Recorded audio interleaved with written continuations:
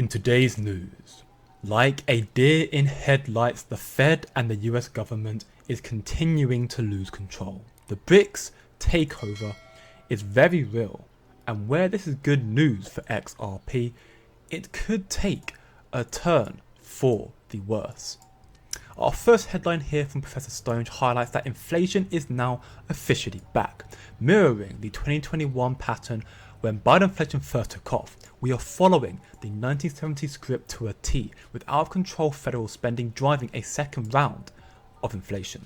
New inflation numbers came out yesterday and they were ugly. On an annualized basis, the CPI was up 5.4% in February. That's up from 3.7 annualized in January, 2.8 in December, 1.9 in November, and just 0.9 annualized in October. Spot the pattern.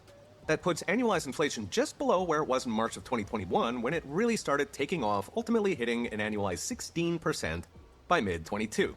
Ominously, the New York Fed separately reported that consumer inflation expectations also jumped last month, something they hadn't done in 2 years, but something they did do at the outset of the 21 inflation. So what's driving the resurgence in inflation? In short, food and housing. That we're repeating the 1970s catastrophe when government spending drove inflation and then the Fed tried to fix it by strangling the real economy with high rates. The problem is, if we do get a repeat of the 70s, I don't think Washington will be willing to fix it this time, specifically because it cost Jimmy Carter his job. So they're dumb, but they're not that dumb.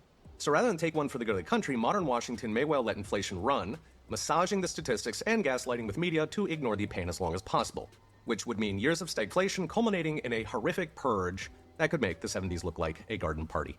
The United States' demise seems inevitable, and as a result, the BRICS and their takeover also seem very, very real and may happen sooner than we think. In this graph here from Mr. Man XRP, pay very close attention. We have a comparison on GDP between the G7 nations and the BRICS nations. There's currently a 15 trillion difference between the two, even with the new BRICS member in addition.